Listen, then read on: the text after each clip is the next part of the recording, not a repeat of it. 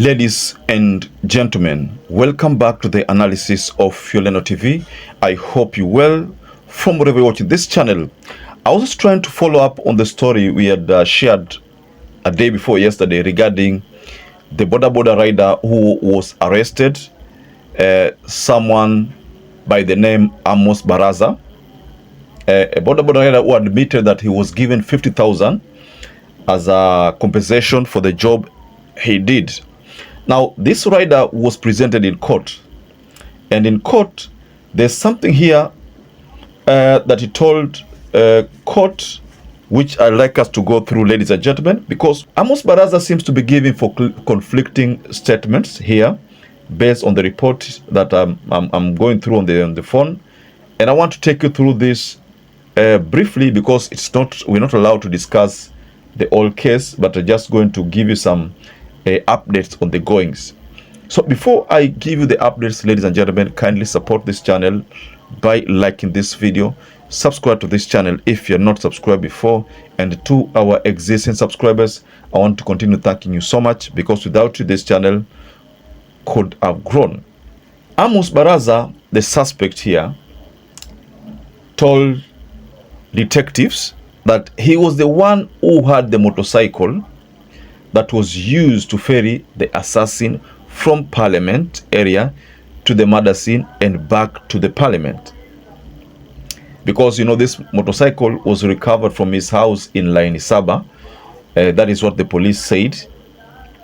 The police further revealed that Baraza said he did not know the victim was an MP and only came to learn of it later when he heard locals talk about it. You see, what the rider is trying to tell the court is that he never knew that the person was a member of parliament, the one who was going to be shot. So he is trying to tell the judge that, look here, I know someone was going to be killed, but I did not know that that person was a member of parliament. So if you look at this statement, it's a bit contradictory, because look here, the investigation placed the rider at the parliament area, and it again placed the rider at the murder scene. Then it again placed the rider back at the parliament area. So that means he must have known that this was someone very influential, the person who was going to be assassinated. I'm assuming he's the person who carried the shooter, and he must have known that that was a member of parliament, because of parliament to that scene and back to parliament. Now let's focus on something here that the court, the judge told Baraza. So the judge said that because there was an application to detain him for 30 days, but judge refused and instead allowed 20 days. But again, she allowed the police to access his mobile phone and 2 SIM cards, and directed the matter to be mentioned on June 4th.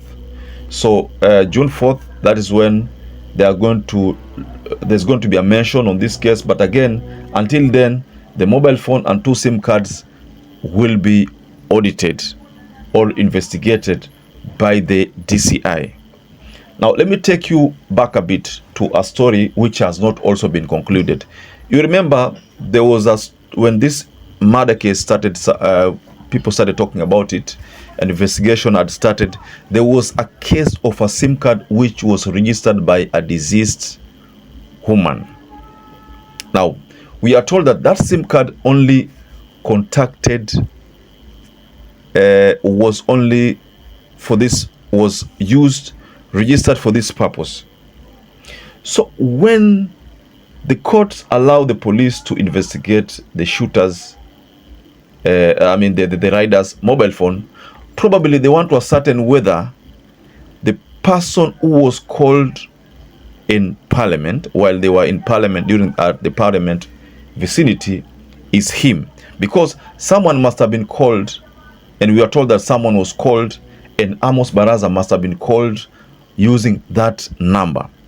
That number only called, I think, made call to one person, alafu ikatupwa.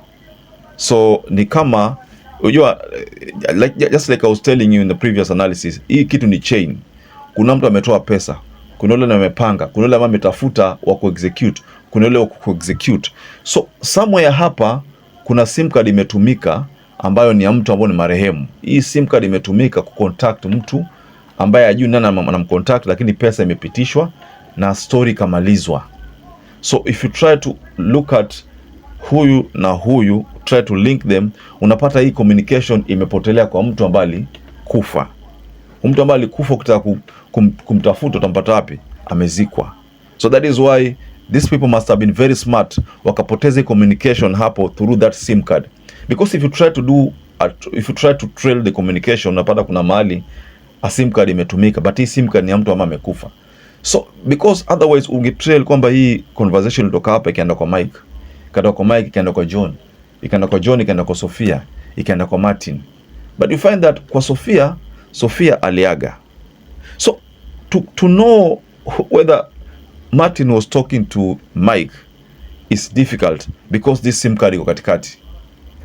So sasa ni huyu ndiye asema nilikuwa naongea na huyu, na huyu akatae, na huyu akatae, huyu akatae, na huyu akatae, alafu iwe ni kesi ya milele.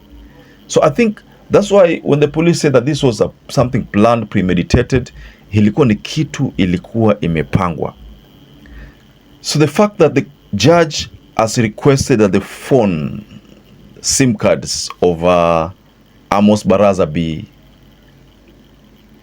investigated, I think if he is involved, then from the SIM cards communication itapatikana, because lazima litafutwa, lazima aliitwa, then nani ambaye alimuita, the person ambaye alimuita lazima atajibu, atasema huyu ni nani alikupigia. Then if a number iko pale, of course lazima utajua ni nani. Unaweza sema kwamba sijui, ni abiria tu, but again investigations will be done to ascertain ni nani, abiria gani huyo. So assuming this rider alikuwa involved, basi huyu rider atamaliza story yote, yeye atasema kila kitu na shooter ataumia. But I think someone must have mentioned huyu rider ndiye akatafutwa, and I suspect Isaac Kuria, the shooter who was the suspected shooter, alias Kush, must have said that alibebwa na huyu, ndio maana atafutwa haraka hivi, unaona. So ladies and gentlemen, just go below in the comment section and tell us what you think about the judge's directive that Amos Baraza be detained for 30 days, for 20 days, na sim card zake zichunguza. Do you think that will help? Personally, I think it's going to help in this investigation. So perhaps if you're watching this video and you've not subscribed, take 1 second and subscribe, like this video. Until you catch up again, stay safe and stay blessed.